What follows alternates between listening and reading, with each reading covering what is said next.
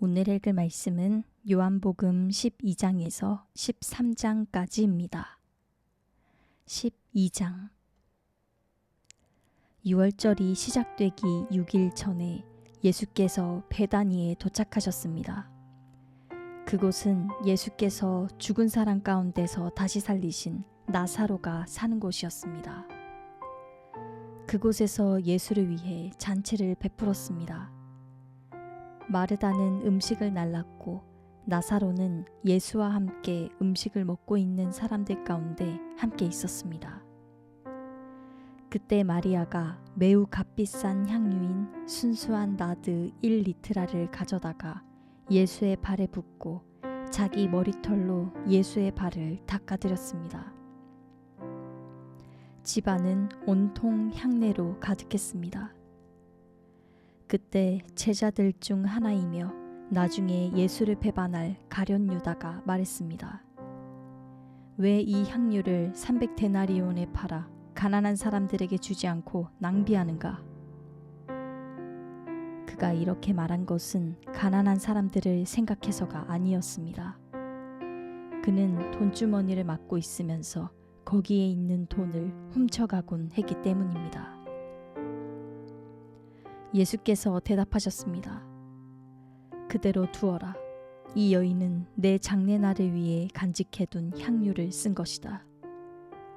가난한 사람들은 항상 너희와 함께 있지만 나는 항상 너희와 함께 있는 것이 아니다. 유대 사람들의 큰 무리가 예수께서 베다니에 계시다는 것을 알고 몰려왔습니다. 이는 예수뿐 아니라 예수께서 죽은 사람 가운데서 살리신 나사로도 보기 위함이었습니다. 대제사장들은 나사로도 죽이려고 모의했습니다. 그것은 나사로 때문에 많은 유대 사람들이 떨어져 나가서 예수를 믿기 때문이었습니다. 다음 날 명절을 맞아 올라온 많은 사람들이 예수께서 예루살렘으로 오신다는 말을 듣고 종려나무가지를 꺾어 들고 예수를 맞으러 나가 호산나 주의 이름으로 오시는 분에게 복이 있도다. 이스라엘의 왕에게 복이 있도다 하고 외쳤습니다. 예수께서는 어린 나귀 한 마리를 보시고 그 위에 올라 앉으셨습니다. 이것은 성경에 기록된 것과 같습니다. 시온에 따라 두려워하지 말라. 보라, 내 왕이 새끼 나귀를 타고 오신다. 제자들은 처음에는 이 일을 이해하지 못했습니다. 그러나 예수께서 영광을 받으신 뒤에 비로소 이 말씀이 예수를 두고 기록한 것이며 또한 사람들도 예수께 그렇게 행했다는 것을 깨닫게 됐습니다. 또 예수께서 나사로를 무덤에서 불러내 죽은 사람 가운데서 살리셨을 때 함께 있던 사람들이 그 일을 증언했습니다. 이처럼 무리가 예수를 맞으러 나온 까닭은 예수께서 이런 표적을 행하셨다는 말을 들었기 때문이었습니다. 그러자 바리새파 사람들이 서로 말했습니다. 보시오, 온 세상이 예수를 따르고 있으니 이제 할 수 있는 것이 없지 않소. 명절에 예배드리기 위해 올라온 사람들 중에 그리스 사람들도 있었습니다. 그들은 갈릴리 벳세다 출신인 빌립에게 와서 간청했습니다. 선생님, 우리가 예수를 뵙고 싶습니다. 빌립은 안드레에게 가서 말했습니다. 이어 안드레와 빌립이 함께 예수께 말씀드렸습니다. 예수께서 대답하셨습니다. 인자가 영광 받아야 할 때가 왔다. 내가 진실로 진실로 너희에게 말한다. 밀알 하나가 땅에 떨어져 죽지 않으면 한 알 그대로 있고 죽으면 많은 열매를 맺게 된다. 자기 생명을 사랑하는 사람은 잃을 것이요 이 세상에서 자기 생명을 미워하는 사람은 영원히 그 생명을 보존할 것이다. 누구든지 나를 섬기려면 나를 따라야 한다. 내가 있는 곳에 나를 섬기는 사람도 함께 있을 것이다. 누구든지 나를 섬기면 내 아버지께서 그를 귀하게 여기실 것이다. 지금 내 마음이 몹시 괴로우니 내가 무슨 말을 하겠느냐? 아버지여, 내가 이 시간을 벗어날 수 있게 해주십시오. 하겠느냐? 아니다. 나는 바로 이 일 때문에 이때 왔다.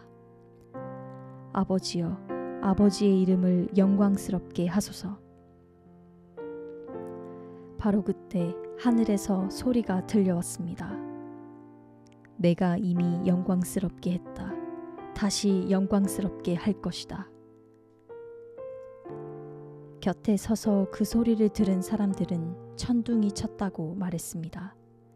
다른 사람들은 천사가 예수께 말했다 라고도 했습니다. 예수께서 말씀하셨습니다. 이 소리가 난 것은 나를 위한 것이 아니라 너희를 위한 것이다.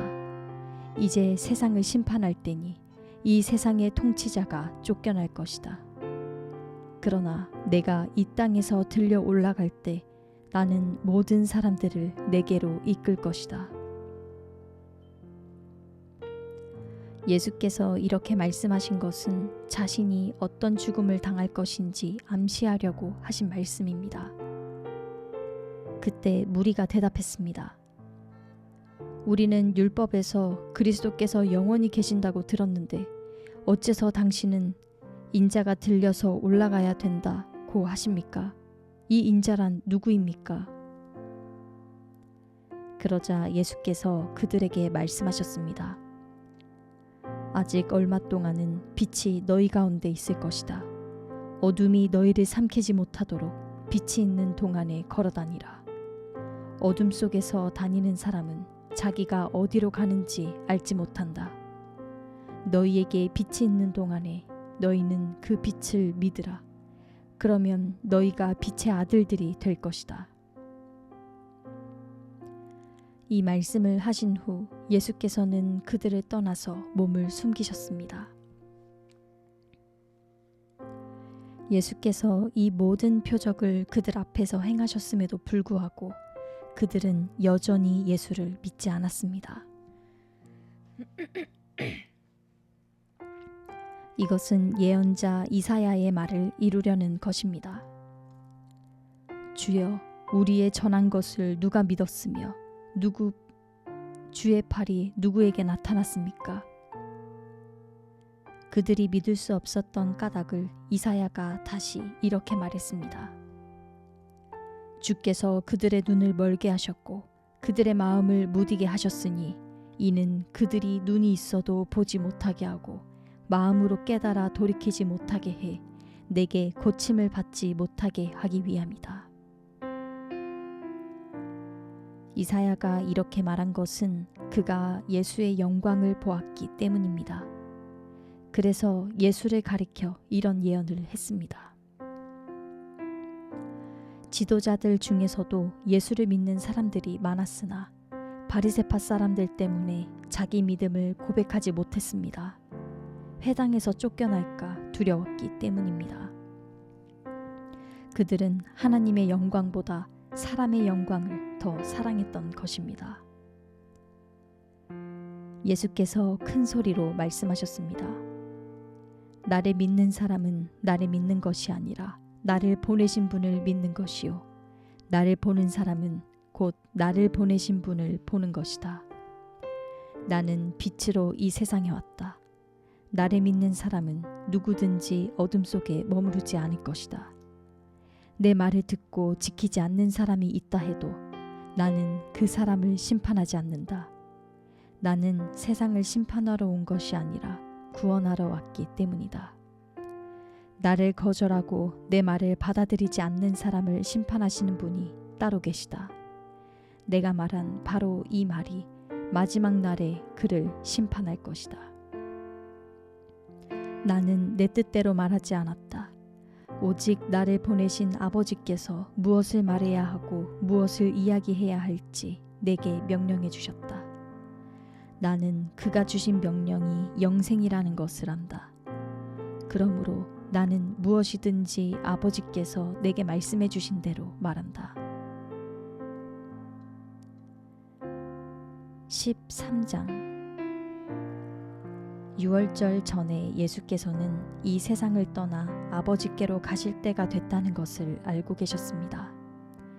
예수께서는 세상에 있는 자기의 사람들을 사랑하시되 끝까지 사랑하셨습니다. 저녁 식사를 하는 동안 마귀는 이미 시몬의 아들 가룟 유다의 마음속에 예수를 배반할 생각을 넣었습니다. 예수께서는 아버지께서 모든 것을 자기 손에 주셨으며 자신이 하나님께로부터 왔다가 하나님께로 돌아갈 것을 아시고는 식탁에서 일어나 겉옷을 벗고 허리에 수건을 두르셨습니다. 그러고 나서 대야에 물을 담아다가 제자들의 발을 씻기시고 허리에 두른 수건으로 닦아주셨습니다. 예수께서 시몬 베드로에게 다가가셨습니다. 그러자 베드로는 주여, 제 발도 씻겨주려 하십니까? 하고 말했습니다. 예수께서 대답하셨습니다. 너는 내가 하는 일을 이해하지 못하는구나. 그러나 나중에는 알게 될 것이다. 베드로가 말했습니다. 제 발은 절대로 씻기지 못하십니다. 예수께서 베드로에게 대답하셨습니다. 내가 너를 씻겨주지 않으면 너는 나와 아무 상관이 없다. 시몬 베드로가 예수께 대답했습니다. 그렇다면 주여, 제 발뿐 아니라 손과 머리도 씻겨주십시오. 예수께서 베드로에게 말씀하셨습니다. 이미 목욕한 사람은 온몸이 깨끗하기 때문에 발밖에는 씻을 필요가 없다. 너희는 깨끗하지만 너희 모두가 다 깨끗한 것은 아니다. 예수께서는 누가 자신을 배반할지 알고 계셨기 때문에 너희 모두가 다 깨끗한 것은 아니다 라고 말씀하신 것입니다. 예수께서 제자들의 발을 모두 씻겨주신 후 다시 겉옷을 걸치시고 자리에 돌아와 그들에게 말씀하셨습니다. 내가 너희에게 한 일을 알겠느냐? 너희가 나를 선생님 또는 주라고 부르는데 그것은 옳은 말이다. 내가 바로 그런 사람이다. 주이며 선생인 내가 너희 발을 씻겨주었으니 너희도 서로 남의 발을 씻겨주어야 한다. 내가 너희에게 행한 대로 너희도 행하게 하기 위해 내가 본을 보여주었다. 내가 진실로 진실로 너희에게 말한다. 종이 주인보다 높지 않고 보냄을 받은 사람이 보내신 분보다 높지 않다. 너희가 이것들을 알고 그대로 행하면 복이 있을 것이다. 내가 너희 모두를 두고 말하는 것이 아니다. 나는 내가 택한 사람들을 알고 있다. 그러나 내 빵을 함께 먹는 사람이 나를 배반했다 라고 한 성경 말씀이 이루어질 것이다. 그 일이 일어나기 전에 내가 지금 너희에게 미리 말해두는 것은 그 일이 일어나면 내가 그라는 것을 너희로 하여금 믿게 하려는 것이다. 내가 진실로 진실로 너희에게 말한다. 누구든지 내가 보내는 사람을 영접하는 사람은 나를 영접하는 사람이요 나를 영접하는 사람은 나를 보내신 분을 영접하는 사람이다. 예수께서는 이렇게 말씀하시고 나서 심령으로 몹시 괴로워하며 말씀하셨습니다.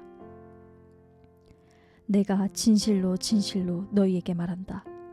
너희 중 하나가 나를 배반할 것이다.